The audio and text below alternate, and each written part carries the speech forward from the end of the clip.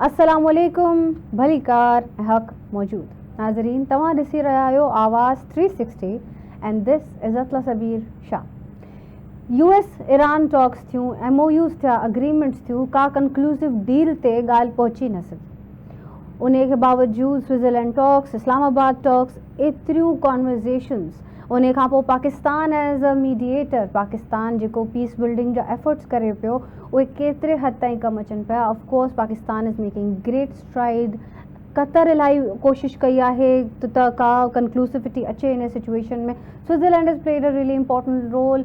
ख़िते जी overall global security सभिनि जे लाइ प्रायोरिटी आहे। लेकिन इन्हनि MOUs ऐं अग्रीमेंट जॾहिं साइन थियनि थियूं, इन खां बावजूद 60 डेज़ सीज़ फायर जी वायलेशन्स जॾहिं थियनि थियूं, कहिड़ी पार्टी पहिरीं अटैक कयो इज़ नॉट द क्वेश्चन, कहिड़ी पार्टी रिटेलिएट कयो is also not the question. सवाल इहो आहे त छा इहे MOUs बाइंडिंग न आहिनि, छा इहे MOUs एतिरा फ्रेजाइल आहिनि ऐं इहो back and fourth attack and retaliation केसि ताणी हलंदी रहंदी। Islamic revolutionary guard corps IRGC जो इहो बि चवणु आहे त उहे US अटैक्स खे जे जवाब में प्रॉपर रिस्पॉन्स ॾींदा, उहे बैकआउट न कंदा। JD वैंस बि सिमिलर टोन में स्टेटमेंट ॾिनी आहे। उन खां अलावा अगरि ॻाल्हि कयूं त हिकिड़ी ट्रायल लैटरल फ्रेमवर्क अग्रीमेंट थी आहे between US Israel and Lebanon. इहा ट्रायलैटरल फ्रेमवर्क हिकिड़ो अहिड़ो फ्रेमवर्क आहे जंहिंमें हिननि एग्री कयो आहे त सदर्न लेबनान मां Israel is going to forfeit, Israel is going to go back.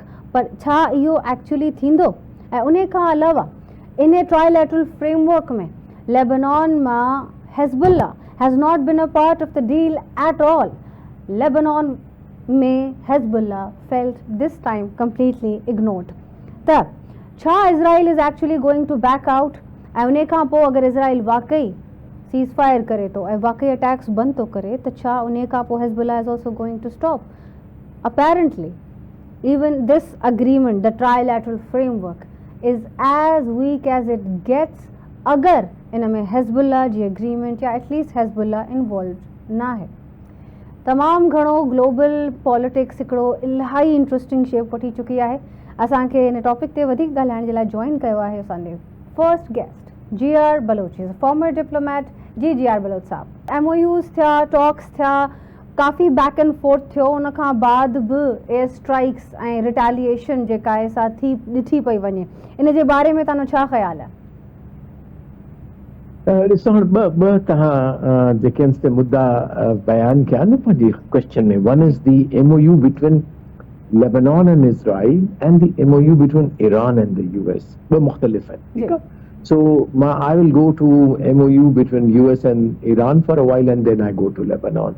So yes, वो MOU त उन्होंने साइन करे छॾियो आहे, उनजा गारंटर्स बि आहिनि, लेकिन असांखे अॻु में ख़दशो हुयो त ही हिक ॿिए ते फायरिंग ईअं हलंदी रहंदी, वायलेशन घटि वधि थींदियूं रहंदियूं।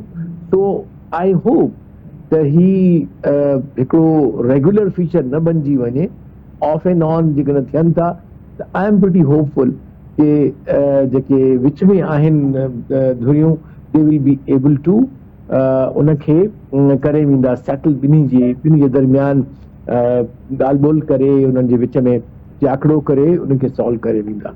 हाणे ॿियो जेको अहम अथव, जेके अलाए तव्हां सवाल कयो या न कयो, बट इज़ वेरी इंपॉर्टेंट, त इज़राइल ऐं लेबनान पाण में एग्रीमेंट कयो आहे जेको US स्पॉन्सर कयो आहे। छाकाणि जो सॼो मसइलो हाणे आहे उते जेका मलेशियाज़ आहिनि, एलाइज़ आहिनि ईरान जा, त उन्हनि जो इशू आहे त उनखे छा कबो।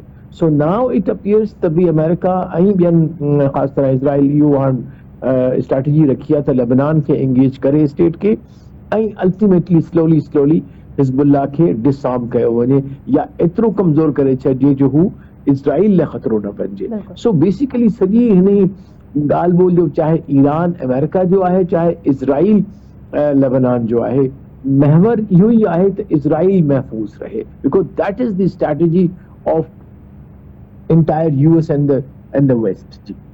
जी सर, अगरि इहा ई स्ट्रेटजी आहे त इज़राइल जी सेफ्टी बरक़रार हुजे, त इन सेफ्टी खे मेक श्योर करण जे लाइ छा US पंहिंजी सेफ्टी सैबोटाज करण जे लाइ तयारु आहे? Because Iran IRGC guard corps जो इहो क्लियर अनाउंसमेंट उन्हनि जी क्लियर या स्टेटमेंट आई आहे त उहे रिटेलिएट कंदा? So America is a very big power. उनखे असांखे अंडरस्टिमेट न करणु घुरिजे. हू पंहिंजो मुकमिल जेको पावर आहे सो इस्तेमालु न कयो आहे, छाकाणि जो उन जा ख़तरा इहे आहिनि त ॿिया जेके एलाइज़ हिन जा आहिनि जिन खे निशानो बनाए पियो ईरान, उहे जेके आहिनि से डैमेज थी वेंदा. उनजी इकोनॉमीज़ खे ई नथा करणु चाहिनि एतिरो वनरेबल. या डैमेज त थियो आहे बट नॉट टोटली. ऐं जेकॾहिं हू कनि था त जवाबु ॾेई बि सघे थो अमेरिका. बट आई थिंक मूंखे ईअं लॻे थो त स्ट्रेटेजिक ऐं ॿियो जेका तबाही अचणी आहे न करे बट अची सघे थी पई. जेका जंग वधे थी इकोनॉमिक ऐं जेका दुनिया जी मईशत आहे. But Yes this is a legitimate question त आफ्टर ऑल अमेरिका खे कहिड़ी कंपल्शन आहे जो हू पंहिंजी जेका सिक्योरिटी आहे उनखे जेपटाइज़ करे थो बाय अनकंडीशनली सपोर्टिंग इज़राइल. उन जा वरी दिघा जवाब आहिनि, उन में स्ट्रेटेजिक बि आहिनि, आइडियोलॉजिकल बि आहिनि, डोमिनेंस जा भी आहिनि. So that requires a separate program. One day we will do that. Sir, additionally हिकिड़ो तमामु सवाल जेको बार बार अचे पियो and a lot of people are asking it, पर कुझु आहिनि जेके उन खां लहराइनि बि पिया. MOU साइन थियो चाहे बिटवीन लेबनान और इज़राइल, MOU साइन थियो बिटवीन US एंड ईरान. उन खां पोइ टॉक्स थियूं, स्विट्ज़रलैंड टॉक्स, उन खां पोइ पेपर्स तक साइन कया विया 60 डेज़ जो seize fire, all of that. हिननि अटैक्स खां पोइ छा इहो MOU null and void consider करियो तो वंजे या इन जी का अहमियत न रही? Let's talk about that. No, not at all. वो हिन में MOU में त तमामु घणा जेके आहिनि से मुद्दा आहिनि जेके अॻिते हलंदा. जी. So मां कोन सम्झां त हिन जो इहो ज़रूर आहे त जेके शक शुबात आहिनि या जेको गैप आहे हिन जे विच में ट्रस्ट जो उहो अञा वधंदो. सो जेके मीडिएटर्स आहिनि उन्हनि लाइ वधीक उन्हनि खे वधीक कमु करणो पवंदो. लेकिन मुंहिंजो इहो ख़्यालु आहे त इन्हनि सभिनी मसइलनि जे बावजूद बि जेको इस्लामाबाद MOU आहे उहो सर्वाइव कंदो. And ultimately may be it takes longer, लेकिन को न को agreement between Iran and US जेको आहे so constant back and fire back and forth हले थो ॿिन्हिनि मुल्कनि जे विच में. स्विट्ज़रलैंड टॉक्स पंहिंजी जाइ ते, इस्लामाबाद MOU ऐं टॉक्स पंहिंजी जाइ ते. इन सां गॾोगॾु कतर तमामु घणी महिनत कई आहे. Switzerland played a very important part. Pakistan is playing the part of a facilitator and initiator between this as a mediator of course. त छा इहे जेके पार्टीज़ आहिनि, ये कंट्रीज़ आहिनि, उहे आख़िर केसिताणी पंहिंजूं जेके आहिनि से हर शइ अवॉइड करे, इग्नोर करे पंहिंजे फर्स्ट फुट फॉरवर्ड ऐं first priority Israel and US J war खे ख़तमु करण ते ॾींदा? Because all of these parties seem to be putting a lot of effort. ईअं न त इहो एफर्ट एग्ज़ॉस्ट थी वञे. What do U think? न, इहो त कंदा रहंदा, छाकाणि जो उन्हनि जी पंहिंजी सिक्योरिटी इन ते डिपेंड करे थी. हे त नंढा मुल्क आहिनि, उन्हनि जी पंहिंजी का फौज कान्हे का, पंहिंजी का पॉपुलेशन कान्हे का, नंढा जियोग्राफिकल लोकेशन आहे. सो मां सम्झां थो त इहो पेनफुल जेको प्रोसेस आहे सो सभिनी खे इंड्योर करणो पवंदो, दुनिया खे बि करणो पवंदो, छाकाणि जो इन्हनि वटि लकीली ऑयल रिजर्व्स आहिनि. सो उहे सॼी दुनिया जी इकोनॉमी खे हलाइनि था. So hopefully we should be hopeful that despite all these setbacks, hopefully the implement थींदो इहो जेको MOU इस्लामाबाद जो आहे. एक्चुअली इंशाल्लाह को एग्रीमेंट बि साइन थींदो. Thank you so much. Okay sir, thank you so much. Thank you for joining. जी नाज़रीन, इन ई सां हलूं था हिकिड़ी शॉर्ट कमर्शियल ब्रेक जी तरफ़. ब्रेक खां पोइ तव्हां सां वापसि मुलाक़ात थींदी ऐं कुझु अपडेट ॾींदासीं तव्हांखे. अल्लाह हाफ़िज़. See you after a short commercial brake.